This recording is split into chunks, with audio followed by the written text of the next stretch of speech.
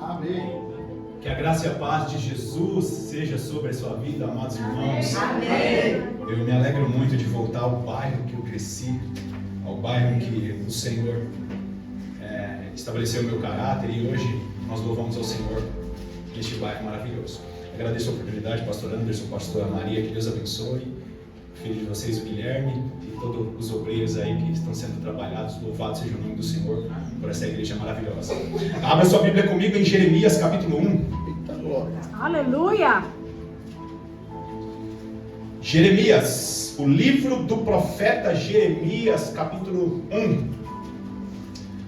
Amados irmãos, enquanto você acha, o Senhor Deus, Ele tem ministrado poderosamente ao meu coração a respeito de uma geração. E quando nós falamos de uma nova geração, nós sempre imaginamos jovens, sim ou não? Sim. Só que a geração que Deus está levantando não é uma nova geração de jovens. É uma nova geração que será exaltada na nação brasileira. E eu confesso, irmãos, eu na minha inocência, às vezes na minha arrogância, eu pensei, pastor Anderson, que essas mensagens que o Senhor me daria seriam mensagens para que Ele me levasse a grandes congressos. E o Senhor falou no meu coração, não.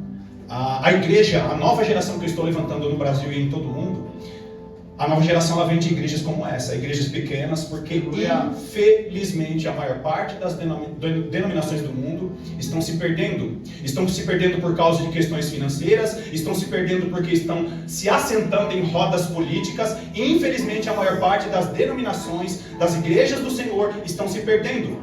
E assim como em todas as épocas, Deus está levantando uma nova geração. E o que o Senhor falava poderosamente ao meu coração nessa semana é que tem Jeremias, que Deus está levantando nessa igreja. Tem Uquias, homens que preparam homens para o que está por vir, porque vem algo sobre a nação brasileira, algo que estava para vir sobre a nação, sobre o reino de Judá. Você que achou Jeremias, diga glória a Deus. Glória a Deus. Você que não achou, diga eu também tenho glória. Também tenho glória. Aleluia.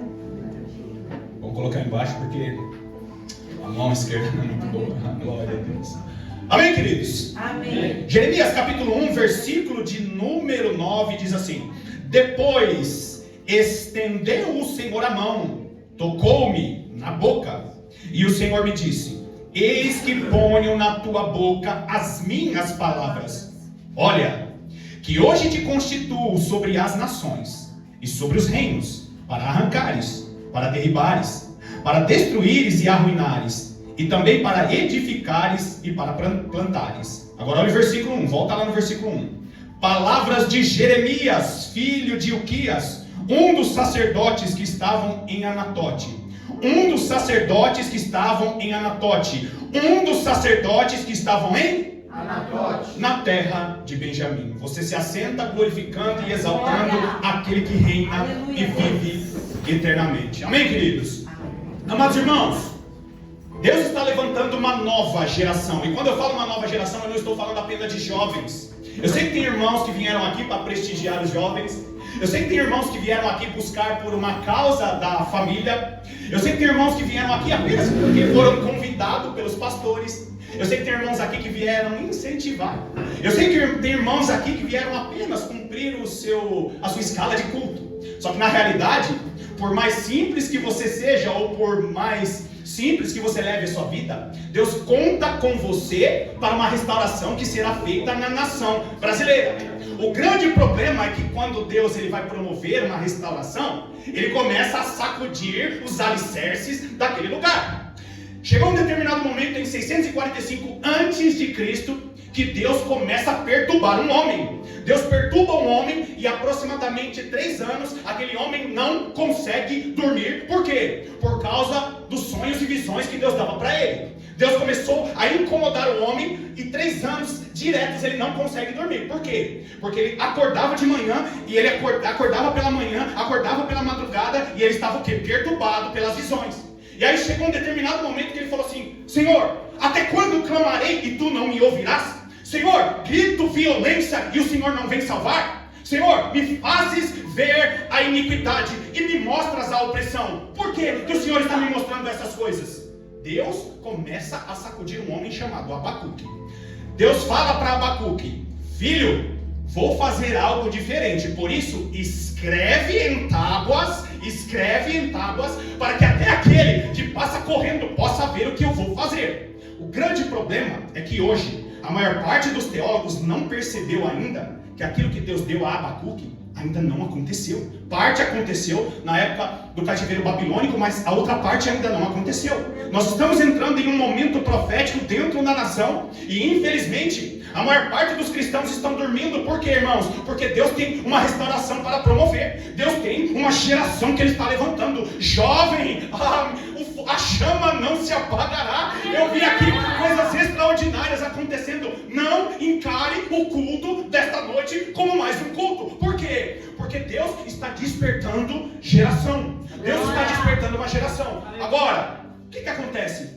200 anos aproximadamente antes dessa menção que eu fiz de Abacuque, Deus olha para um homem e fala assim: eu quero falar contigo.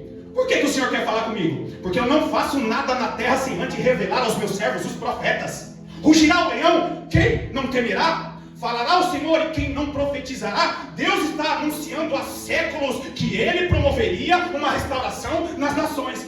Só que Deus só se revela para aquele que separa tempo para Ele. E a primeira pergunta que eu quero fazer para você nessa noite é: você tem separado tempo para Deus? Eu estou aqui no culto, não.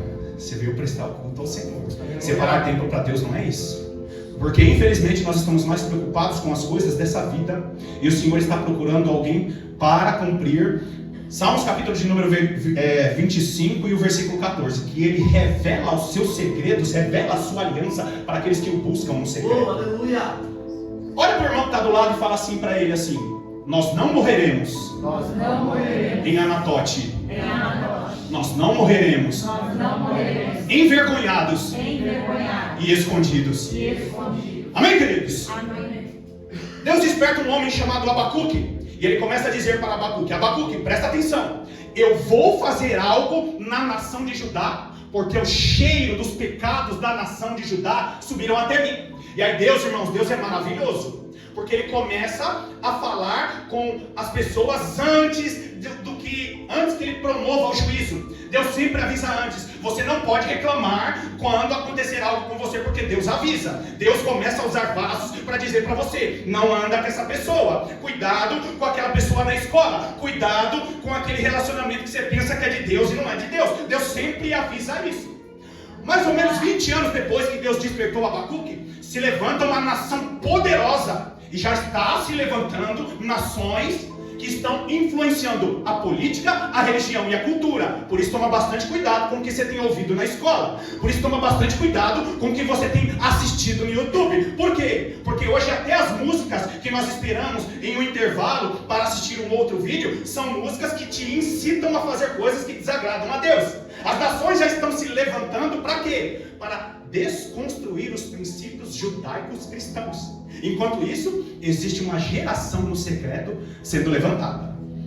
Deus avisa para Amós, Deus avisa para Abacuque, e aí Deus levanta uma última geração antes do caos. Repita comigo: a última geração. A última geração. Antes do caos. Antes do caos. Irmão Paulo, você veio aqui ser profeta do caos? Não, eu vim avisar para você que tem uma geração especial se levantando, e essa igreja faz parte disso. Glória! Só que às vezes nós não percebemos, irmãos, a grandiosidade disso. Por quê? Porque nós só queremos arrumar a estrutura da igreja, nós só queremos comprar o computador. Nós só viemos dizer para o Senhor: Senhor, nós somos fracos, falhos e pequenos, e Jesus me traz como um vaso fraco, falho e pequeno para dizer para alguns aqui nessa noite: você pensa que você só foi cantar, e eu vim trazer uma mensagem para você. Você faz parte de uma geração poderosa que se levantará nos próximos anos. Deus levanta a última voz profética, e Ele começa a falar para Jeremias: Jeremias, tem uma mensagem que você vai entregar aí, mas vou te avisar,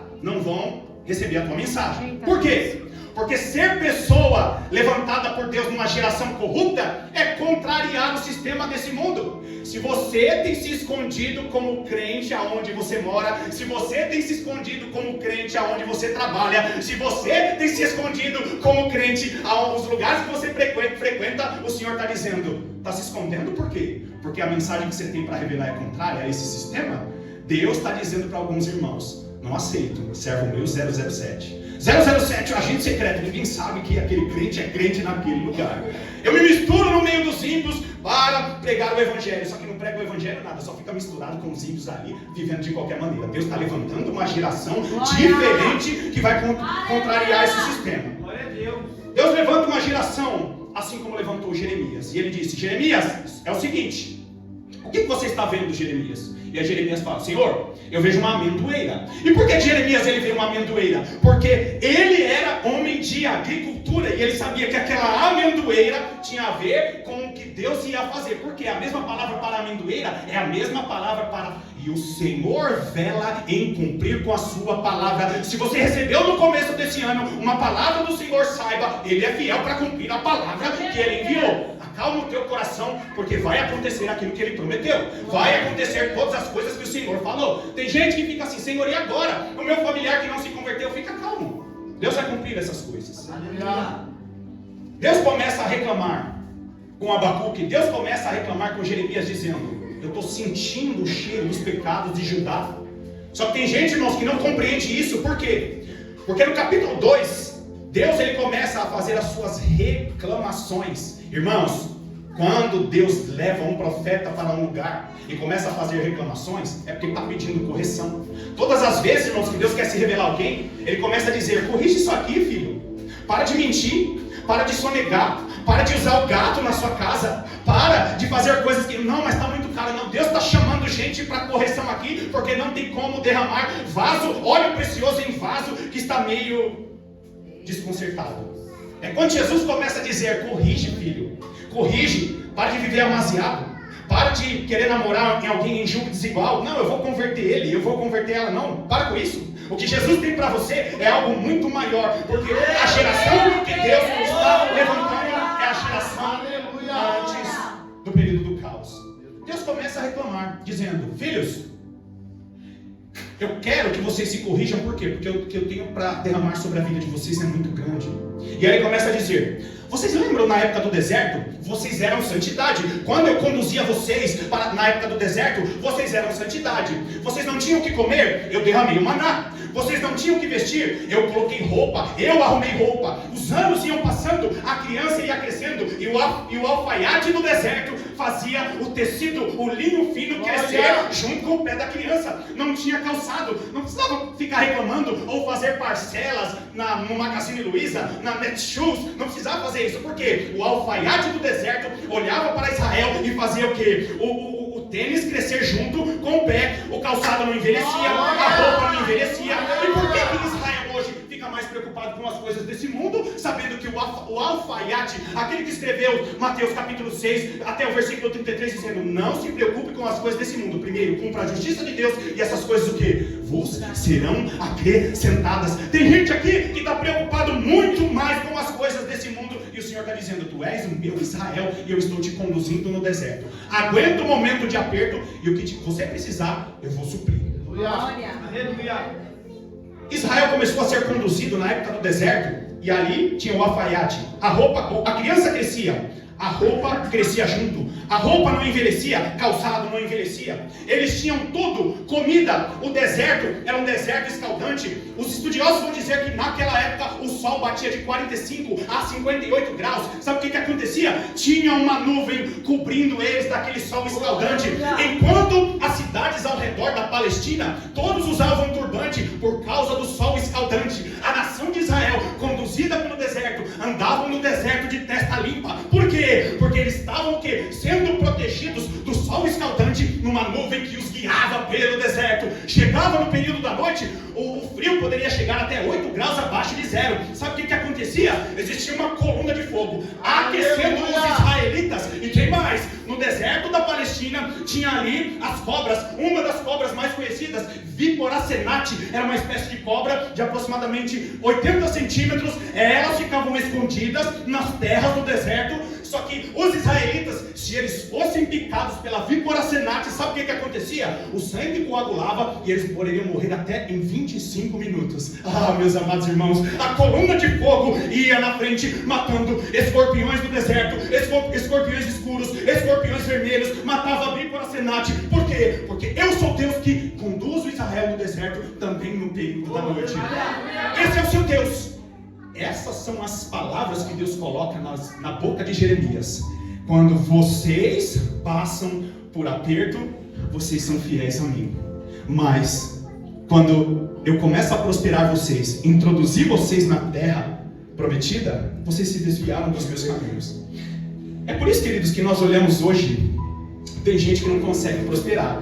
Irmão Paulo, por que tem gente que não consegue prosperar? Tem gente, irmãos, que é talentosíssimo. Tem gente que você conversa, o mesmo camarada, ele arruma um fio, ele é eletricista, ele é o cara que prega, ele é o cara que canta, ele é mecânico, ele faz tudo. Aí você pergunta, rapaz, o que você estudou? Que curso você fez faculdade? Não fiz nada. Tem habilidade.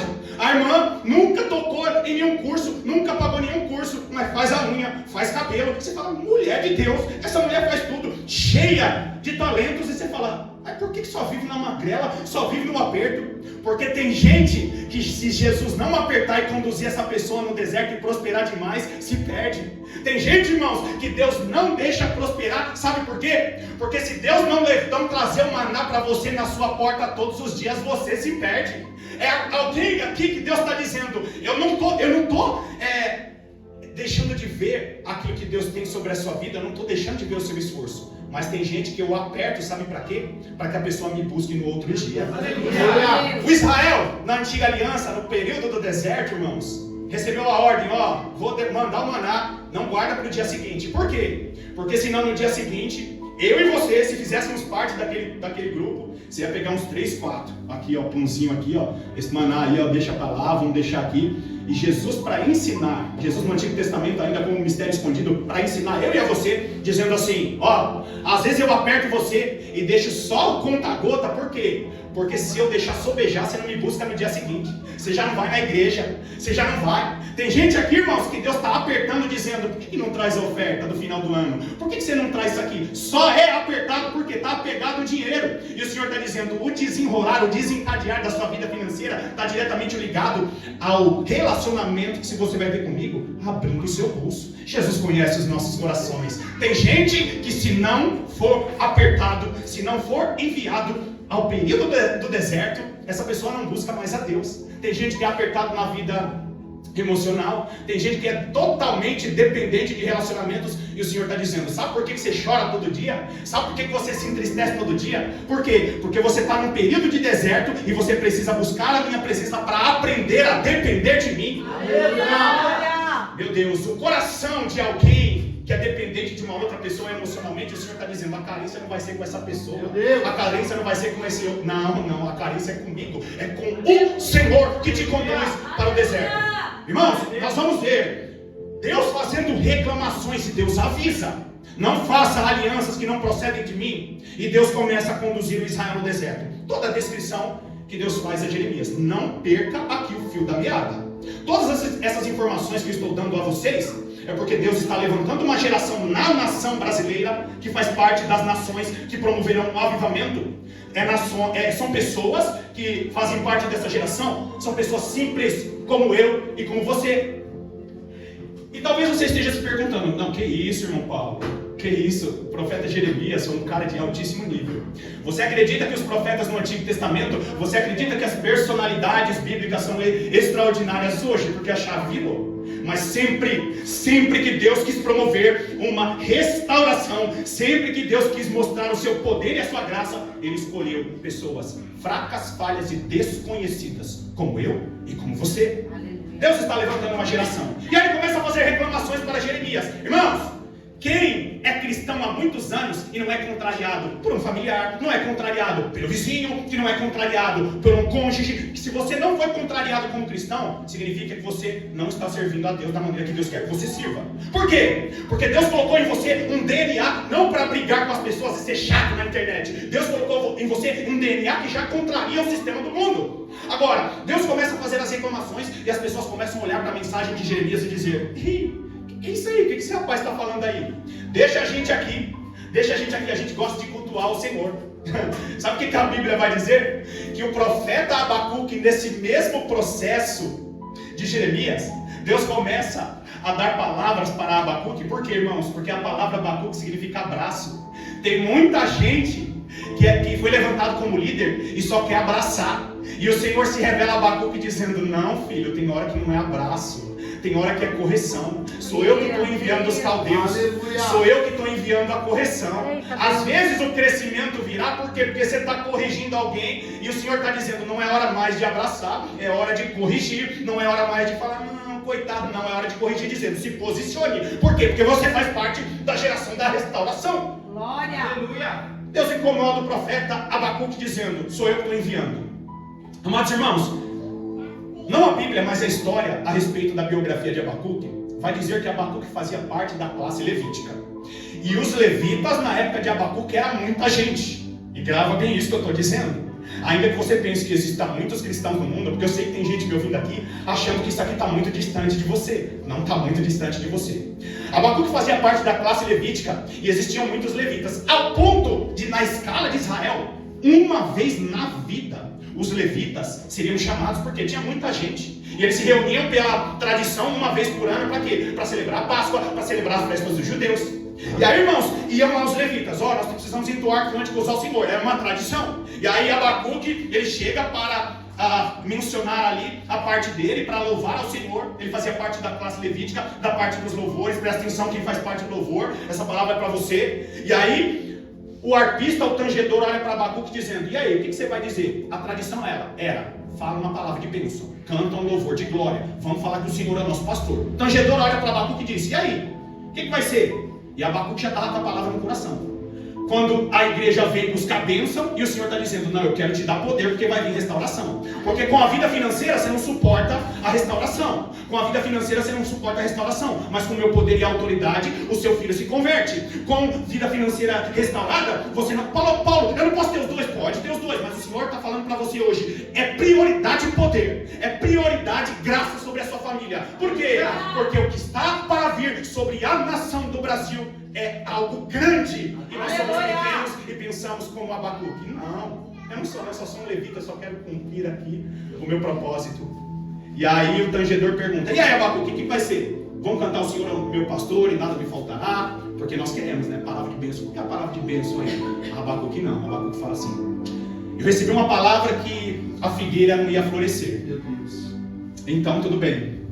Não, tangedor, a palavra é: ainda que a figueira não floresça, ainda que não haja fruto na vide, ainda que o produto da oliveira minta, ainda que as ovelhas sejam roubadas, furtadas dos currais, ainda que não haja gado, todavia eu me alegrarei no Senhor, o Deus da minha salvação.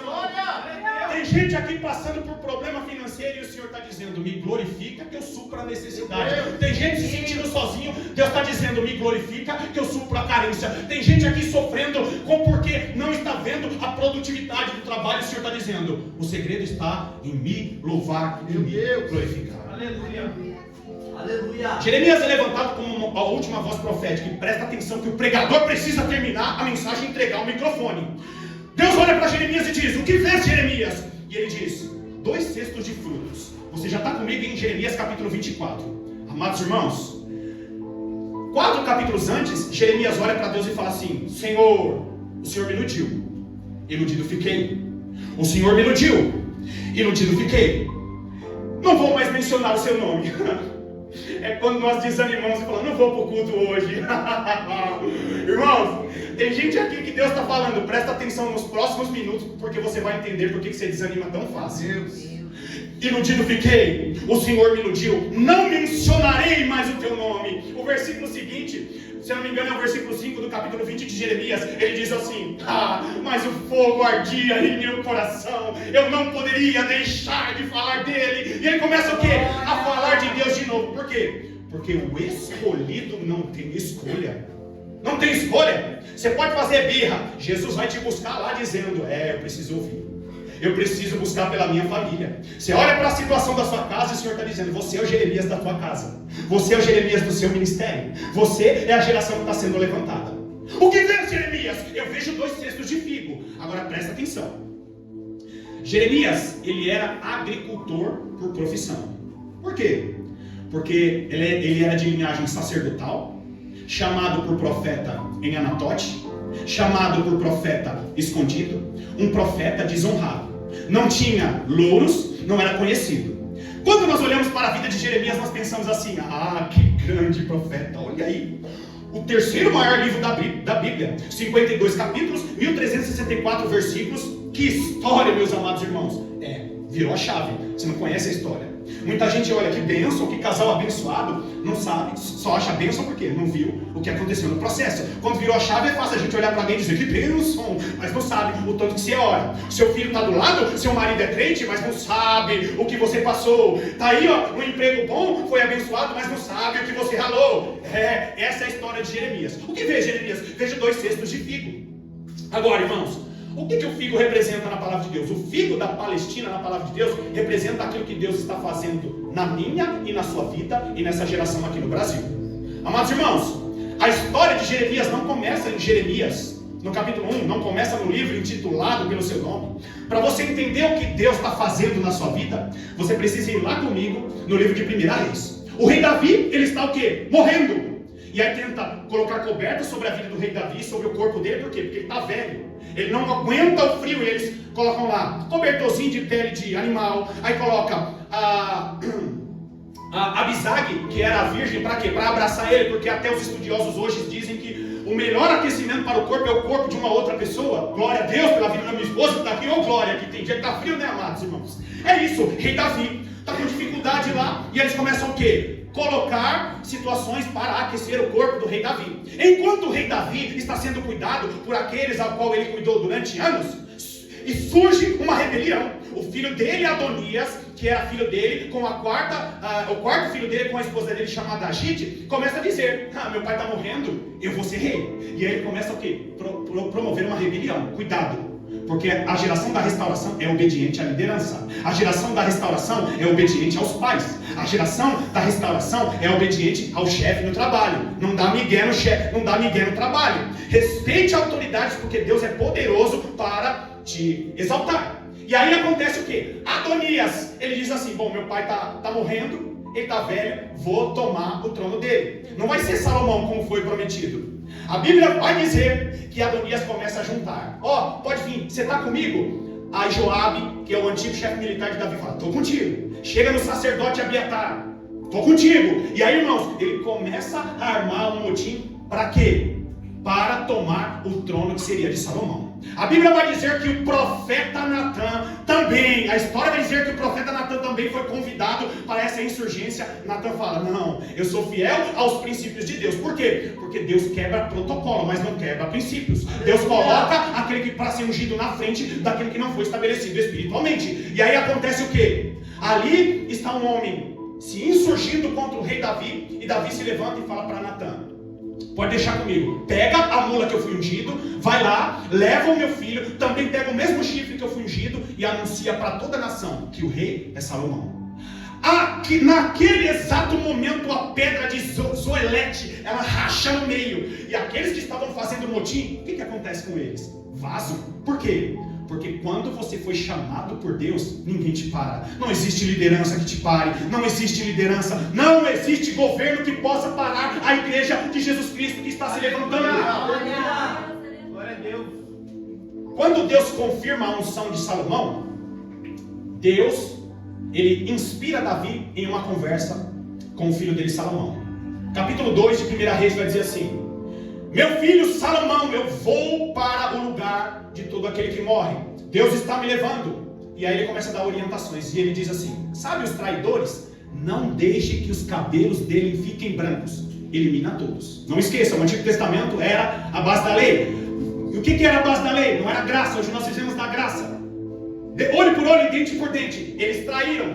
E aí Davi manda Salomão fazer a justiça. Chega em Joabe, mata Joabe. Chega lá nos traidores, Aitofel, mata Aitofel. Agora presta bastante atenção nisso. Quando chega no sacerdote Abiatar, o que Deus, olha que Deus tremendo, irmãos. Quando chega no sacerdote Abiatar, Salomão manda a guarda colocar a ferramenta de morte no pescoço dele, dizendo: ó, você deve morrer, você merece a morte.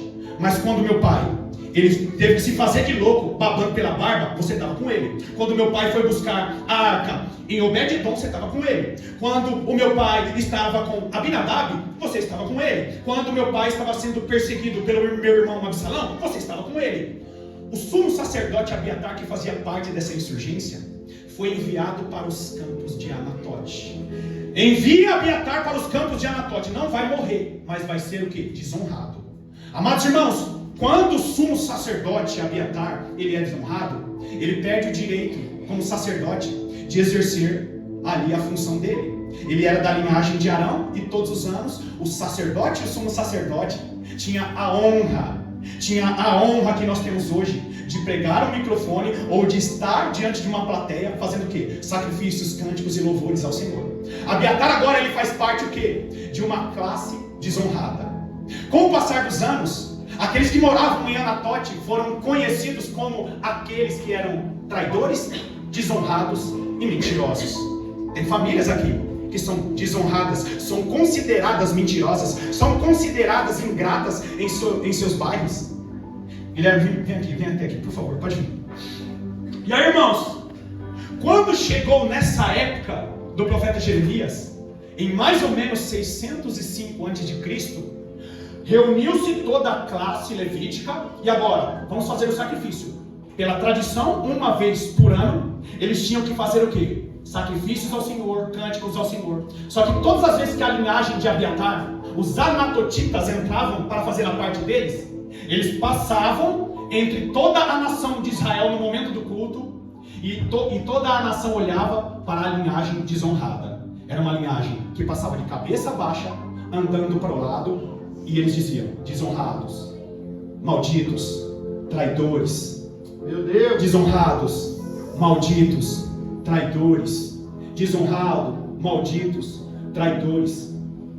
Só que dessa mesma família de Abiatar nasce um homem chamado Ilquias. Aleluia! Aleluia! Aleluia. Aleluia! Oh, aleluia. Glória Ilquias, a ele Deus! cresce dessa maneira. Segundo a tradição, a partir dos 6 anos, o judeu ele tinha direito de participar das festividades. Então, Ilquias, ele cresce ouvindo isso. Mentiroso, aquele que foi desonrado, traidor, Deus mentiroso. pode. Ilquias cresce ouvindo mentiroso. Ilquias cresce ouvindo, dizendo: olha, o nosso pai Abiatar, ele foi traidor de Davi, e nós temos que passar perante toda Jerusalém ouvindo: traidores, mentirosos. Só que chega um determinado momento, chega um determinado momento que a esposa de Ilquias fica grávida. É forte, Deus. No 8º dia, o menino precisava ser apresentado. Aleluia! Ilquias, qual que é o nome do menino? E ele olha e diz: Yermiahu, que significa Jeremias. Aquele a quem Deus exalta, aquele a quem Deus eleva. E aí, irmãos, Jeremias recebe esse nome. Só que com 6 anos de idade, ele recebe o direito. Vai lá, filho. E Ilquias, ele já começa a falar com Jeremias: Jeremias, nós vamos até Jerusalém, de 5 a 6 quilômetros de Anatote, nós vamos andando, e você vai chegar lá e vai ouvir: mentiroso, traidor, desonrado, a sua família é dos traidores, você não presta, porque os seus antepassados são traidores. E aí, queridos, Jeremias com 6 anos ouvindo isso, Jeremias com 16 anos ouvindo isso, quando chega com aproximadamente 17, 18 anos, Jeremias está caminhando, e o pai dele: olha, nós precisamos ir, nós estamos nessa escala anual e nós precisamos honrar ao Senhor. E aí, de novo, lá vai Jeremias, entre 17 e 18 anos, mentiroso, traidor, você não presta, a sua linhagem é de traidores, desonrados. E aí, de repente, Deus olha para Jerusalém, no meio dos anatotitas, e o Senhor diz: desde o ventre de sua mãe eu te conheci, desde o ventre, antes de sair da madre, eu te consagrei, e por profeta às nações eu te constituí. É aqueles que eram desonrados, mentirosos, agora agora são exaltados. Por quê? Porque não importa o quão mal falado você é no seu bairro, não importa o quão pequeno você ache, não importa o como você não é valorizado, aonde você mora, aonde você congrega, não importa. O que importa é quando aquele que tem o poder de todas as coisas olha para você e diz: eu te escolhi, as minhas palavras na sua boca. Amados irmãos, eu não gosto de fazer isso porque eu não sou profeta, mas durante toda a minha semana de oração, todas as vezes que eu pensava nessa mensagem, eu meditei muito nessa mensagem.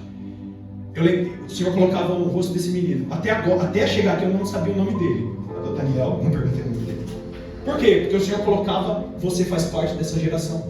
Qual que é a geração? É a geração que vai ser seduzida a fazer o que todo mundo faz. A geração que vai ser seduzida a cantar o que todo mundo canta. A geração que não ora, mas sabe falar a palavra de efeito. A geração que faz tudo que todo mundo faz. E o Senhor está dizendo: o que eu vou te dar no secreto. Para de assistir quem eu não constituí. Para de assistir palavra de efeito. Para de assistir o que eu tenho com você em Anatote. Sabe o que significa Anatote? Anatote significa resposta de oração. É aqueles que estão escondidos onde recebe a resposta de oração. Deus te constituiu. Você não é servo do Senhor por causa dos seus pais.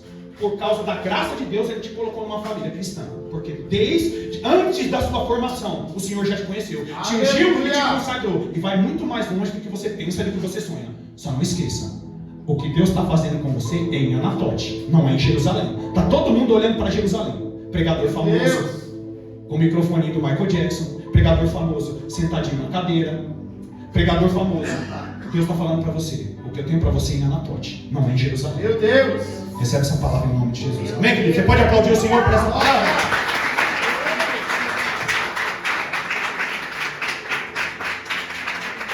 Meu Deus, aleluia! Eu creio, Deus. Amados irmãos, Deus me colocou o rosto desse menino a semana inteira e eu confesso que eu não sabia o nome dele. E eu falo com isso só para testificar a fé dos pais, porque ele tem um ministério particular, não é independente, é particular. Independência é diferente de particularidade. Independência é quando você fala assim: agora eu sou o profeta tal e eu vou fazer tudo sozinho. Deus não trabalha com independentes, Deus não trabalha com células soltas, mas Deus tem ministérios independentes. Ou seja, Ilquias era um grande servo do Senhor, mas Jeremias tinha o quê? Um ministério particular. Ilquias, irmãos, foi um homem honrado por Deus, mas antes de ser honrado por Deus, precisa ser o quê? Precisa ser desonrado diante dos homens. Contrariar a geração. O que fez Jeremias? Eu vejo 2 cestos de figos. Segundo os estudiosos, o figo da Palestina era também chamado de sicômoro. E aí, irmãos, o profeta Amós, ele vai dizer o quê? Eu não sou profeta e nem filho de profeta, mas sou boieiro e colhedor de sicômoros. Irmão Paulo, o que significa isso?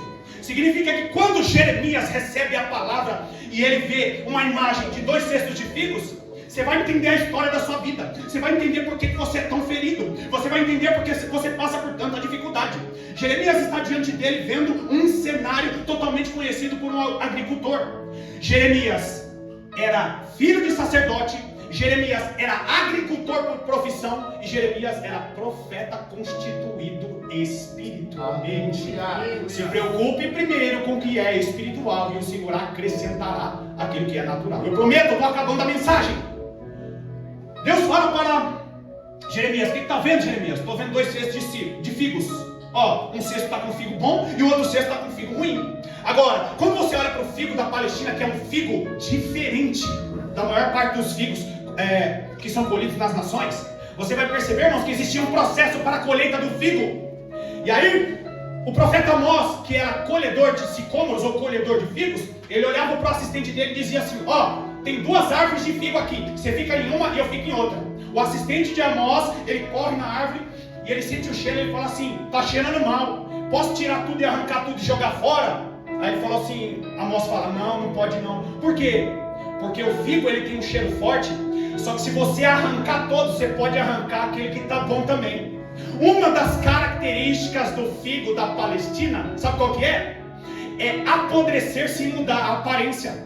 A casca do figo da Palestina é grossa. E para que o figo receba e cresça e amadureça, é preciso furar e ferir o trigo. Para quê? Para que a chuva e o orvalho caia nele. Nós somos feridos para quê? Para receber a chuva e o orvalho do Senhor. Você não pode arrancar tudo, por quê? Porque todo mundo é ferido da mesma maneira, só que a chuva e o orvalho vai amadurecer o figo bom. A chuva e o orvalho vai amadurecer o figo que é do Senhor. Aquele que apodrece, apodrece bonito. É por isso que o figo da Palestina com a casca grossa é ferida. Agora, essa visão é uma visão que vai acontecer agora. Por quê, irmãos? Eu falo isso com todo o temor diante dos meus pastores, dos líderes dessa casa.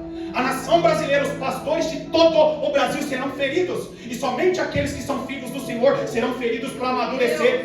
Serão tocados para amadurecer. Nós estamos assistindo as igrejas se pervertendo. E o Senhor usa o profeta Amós para dizer, ó, tá cheirando mal. E aí o que acontece? O colhedor de sicômoros, ele começa a ferir. Fere um, fere outro e sai ferindo. Por que precisa ser ferido? As chuvas representam o derramar do Espírito Santo. Nós vivemos o período da chuva temporã. O que é o período da chuva temporã? As primeiras chuvas. Lá no início, foi mencionado aqui. E eles viram línguas como repartidas, como de fogo, e desceram sobre eles o Espírito. E eles começaram a falar em novas línguas. Por quê? Chuva temporã, as primeiras chuvas. Nós estamos para viver as últimas chuvas. Chuva serôdia. O que significa isso, irmão Paulo? Significa que você é um figo que está sendo ferido hoje. Para quê? Para tirar a sua casca, para você receber as últimas chuvas que Deus tem para a sua vida. Glória a Deus. Ferindo todos os figos. E aí quando o figo ele amadurece, ele tem a mesma aparência do figo que está apodrecendo. Porque um dos defeitos do figo é que ele apodrece bonito. Ele apodrece com aquela casca. Só que tem as características, o mau cheiro, aquilo que o figo pode produzir. O que você está querendo dizer, irmão Paulo? Eita. Porque a aflição ela virá para quê? Para te deixar maduro. Antigamente, como um figo não maduro, a pastora te dava uma bronquinha, você dizia, não vou mais para a igreja. E aí hoje você fala o quê? Ela me deu bronca, glória a Deus, eu vou lá e vou sentar no banco da frente. Antigamente, você recebia uma repreensão do ministro de louvor. Olha lá, você podia ter falado um pouquinho melhor, você podia ter lido dessa maneira. Antigamente, você queria abandonar e ir para a igreja do church lá que tem um negocinho diferente. Hoje não, hoje você olha para o Guilherme e fala assim, é isso, obrigado por me fazer amadurecer. Antigamente, riram, por quê? Porque você não fez uma coisa direito. Antigamente te criticaram e deram indireta nas redes sociais. Antigamente você reclamava e falava assim, lá, tá me dando indireta na rede social. Hoje não, você coloca um coraçãozinho na rede social e fala, glória a Deus, se é indireta ou não, glória a Deus. Antigamente alguém dizia algo a respeito de você, alguém dizia, não engulo ela. E hoje a pessoa fala que não engole você, você fala, bebe um pouquinho mais de água para me engolir mais. O Senhor está dizendo para alguns aqui, vai ser ferido para aguentar e amadurecer, porque eu tenho sobre a sua vida é grandioso. Aleluia. Acaba em 1 minuto.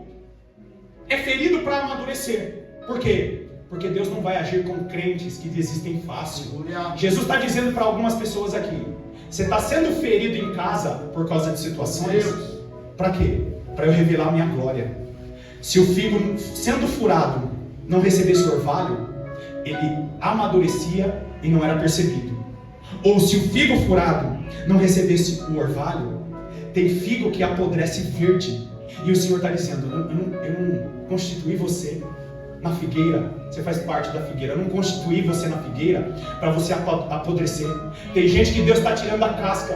Tem gente dizendo assim, eu não levo desaforo para casa. O Senhor está dizendo, sabe por que eu estou te ferindo com aquela situação? Porque você ainda acha que não deve levar desaforo para casa. Tem gente que Jesus está dizendo, aceita o desaforo que eu te justifico na tua casa. Aceita o desaforo que eu te justifico no teu trabalho. Aceita o desaforo até no meio da igreja, porque eu sou o Deus que te firo para te amadurecer, para você receber o orvalho que eu tenho sobre a sua vida. Deus está preparando uma geração. E hoje, queridos, quando eu falo de geração, Ilquias, que está preparando os jovens, fazem parte dessa geração. Ilquias que tem história, Ilquias que tem caminhada com Deus, Ilquias que às vezes é envergonhado. Você converteu você? Ilquias que às vezes é difamado, mal falado. É o servo do Senhor que receberá a palavra profética para lançar a geração que se levanta. Só se levantará a geração do avivamento aqueles que se incluírem no plano. Porque Deus vai fazer, irmãos. Deus vai fazer. Agora é você que se inclui no plano. Ou você faz parte dos anatotitas envergonhados, desconhecidos. Ah, você vai naquela igreja pequena, eu vou na igreja famosa ali, tem um apóstolo, não sei das quantas, e o Senhor está dizendo: vou ferir todo mundo e só os verdadeiros vão ficar. Aqueles que tiverem vida de oração. Está sendo ferido? Anatote, lugar da resposta de Deus em oração. Anatote, não morreremos em Anatote, porque Deus está preparando uma geração que está escondida, desconhecida, para viver o extraordinário aqui na nação e em todas as nações. Amém, queridos?